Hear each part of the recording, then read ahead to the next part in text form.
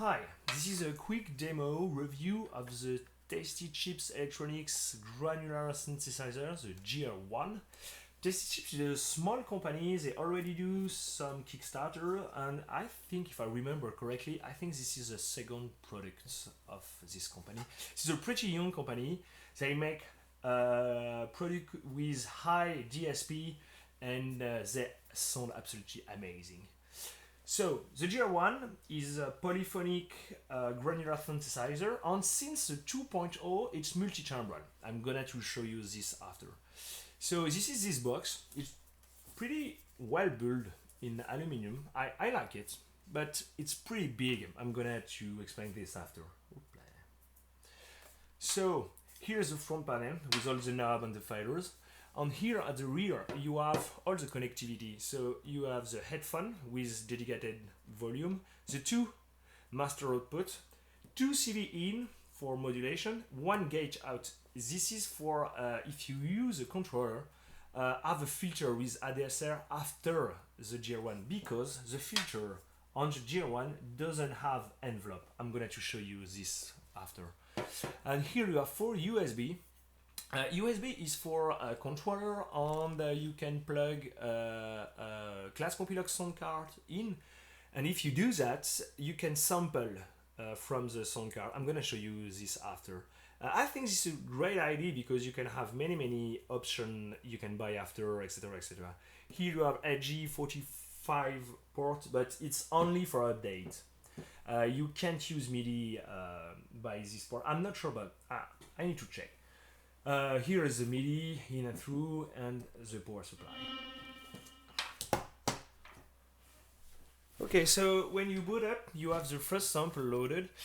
You can't save your own sample and preset on this machine. If you want to save preset and sample, etc., you need to use a USB dongle, and you plug in directly, like the keyboard, in the USB. And now this is his memory.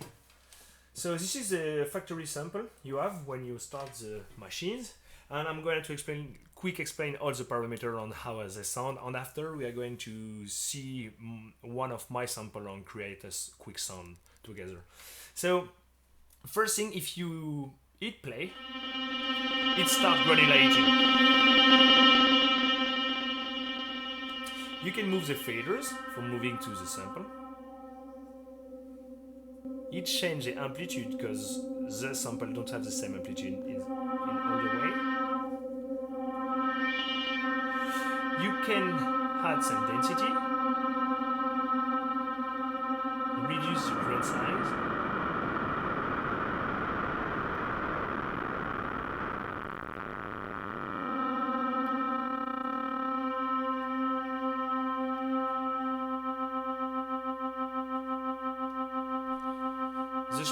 The spray is where the part of the sample is taking. Here it takes pieces, small pieces in all the sample, and here just this fine line, and you can move it. Here is the pitch shifting.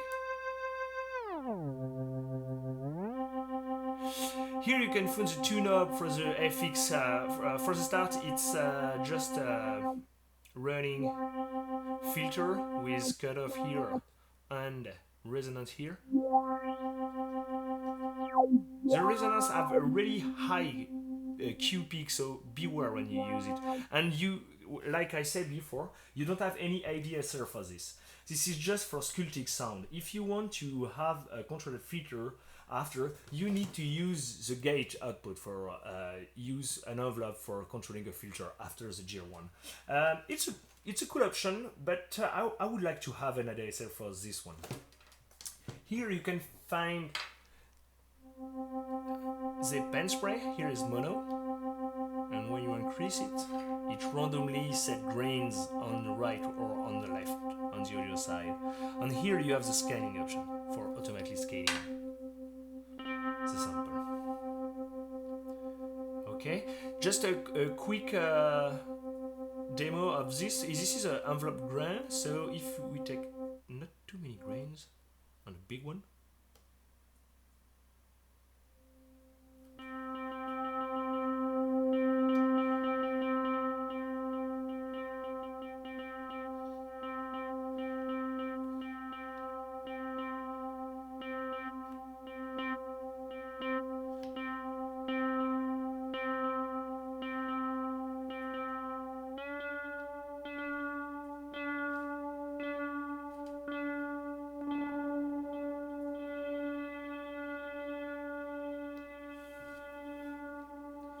You can make quick chords if you hit the function button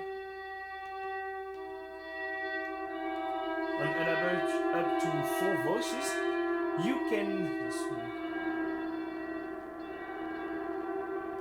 can change the note by using function on this, but you can't transpose that with a keyboard. I think it can be a good evolution. You can make a chord and transpose it with a keyboard. For now, you can't do that. You can go multi-trombone by hitting Shift plus another sample button. And now you have 2 sounds together. For navigate, you use this.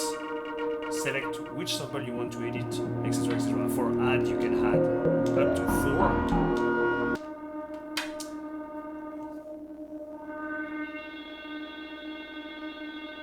Okay. So it can sound like that.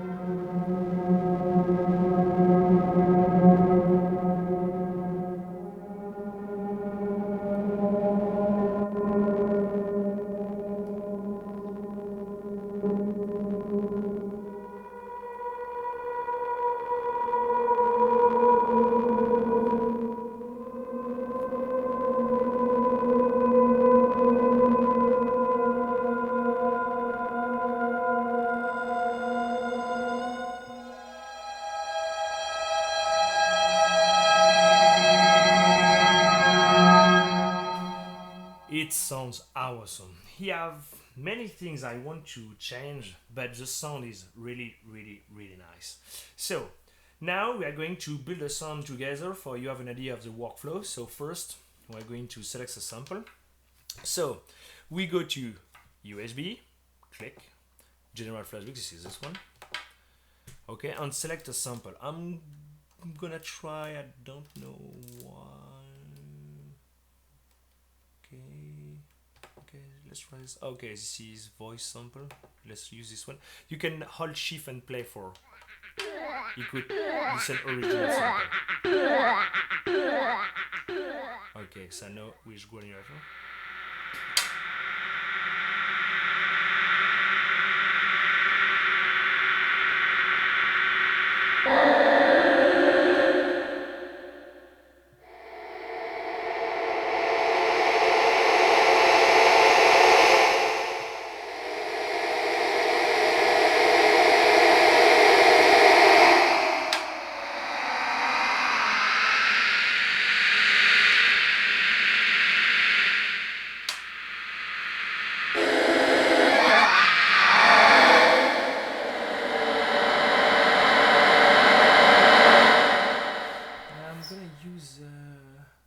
Just sine wave LFO to tuning for simulating drifting of the VCO.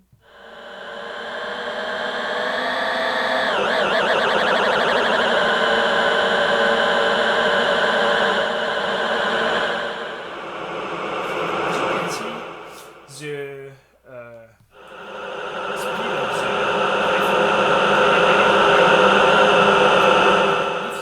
the change that, you can go to configuration of this patch, and here you have all the second parameter for editing. There are many parameters in this. For example, something it resets where the sample is when you hit the keyboard. So okay,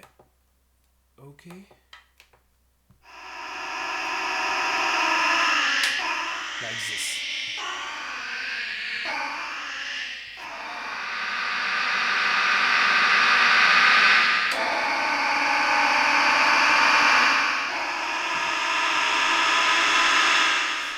patch option, you can have access to keyboard tuning, the sample mode, you have granular, audition or tape. You have many things like clock the grain to the midi clock, etc. You can loop some part of the sample. You can use a microtonal scale, and you have access to the FX. So the FX is this two knob, and you need to go in this patch option, go to effect type. For now, is a non-effect type. You are going to use distort, like a soft clipping, numerical clipping, and you need to use this two knob for distort because for now it's for filter. So click one time, go to distortion, and now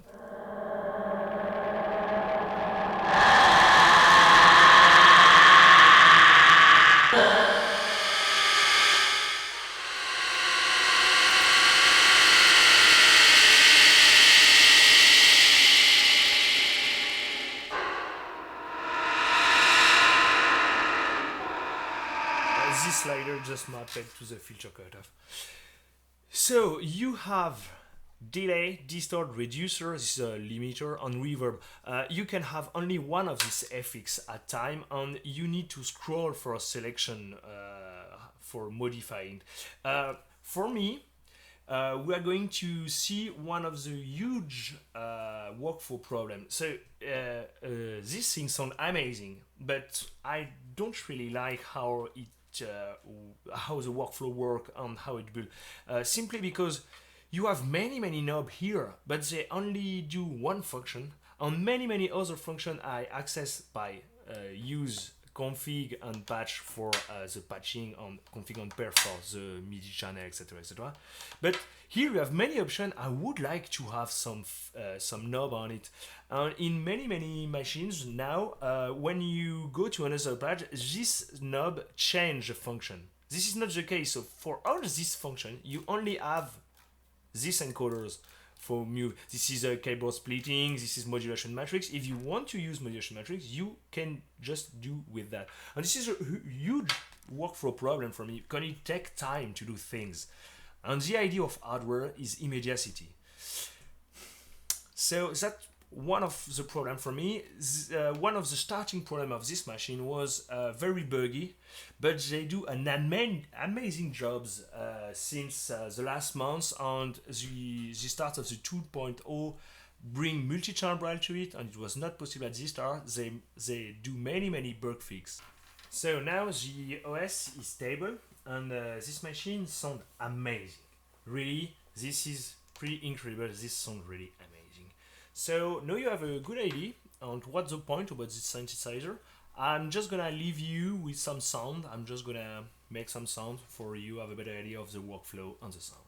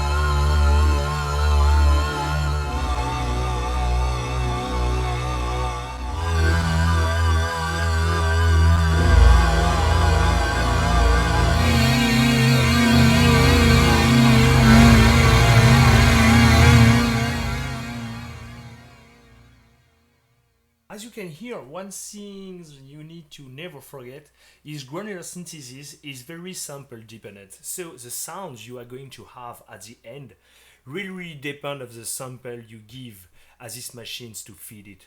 So now you have a better idea of what it is and how it sounds. See you next time. Bye bye.